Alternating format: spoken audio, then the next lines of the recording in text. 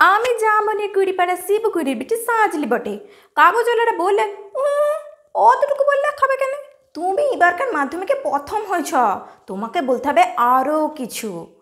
টিভিওয়ালারা বললেক তুমি খ্যাত মজুরের মিয়া, তুমি কি করে কামিন খাইটে এবারে মাধ্যমিকে প্রথম হলে বলো দেখি। সেইটা তোমাকে বলতে খাবে খুলে। পঞ্চায়েতের অনি বৌদি, প্রধান, উপপ্রধান, এমএলএ, এমপি সব একেবারে হামলিয়ে পড়লো আমাদের মাটির কুঁড়ে ঘরে। নমস্কার, আমি সাজলি নই, আমি শিল্পা পাল। আমরা দেবব্রত সিংয়ের এই তেজ কবিতার মাধ্যমে সাজলির তেজটাকে দেখেছি। সে শুধুমাত্র পড়াশোনা করার জন্য নিজের তেজটাকে কাজে লাগিয়েছিল, নিজের উদ্যমতাটাকে কাজে লাগিয়েছিল। তাই সে একটা সাধারণ বাড়ির মেয়ে হয়েও মাধ্যমিকে প্রথম হতে পেরেছিল। আর আমাদের এই সমাজে এই সময়ে তো আমরা সেই শিক্ষা গ্রহণ করার সুযোগটুকু অন্তত পাচ্ছি। আমরা আজকে শিক্ষিত হতে পেরেছি। আমাদের বাবা মা কিন্তু শিক্ষাদানে কোনো রকম ত্রুটি রাখেনি।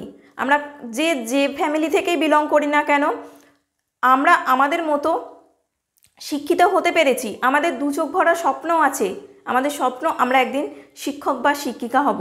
আমরা বাচ্চাদের সাথে সময় কাটিয়ে তাদেরকে নতুনভাবে শেখাবো, এটাই আমাদের স্বপ্ন। কিন্তু সেই স্বপ্ন পূরণে কিছু বাধা রয়েই গেছে।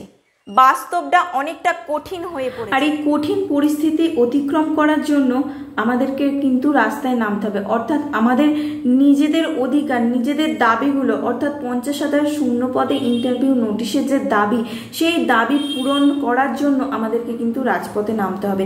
আগামী 8ই জুলাই অর্থাৎ সোমবার আমরা সমস্ত 22 স্টেট পাসরা রাস্তায় নামছি নিজের অধিকার ছিনিয়ে আনার জন্য।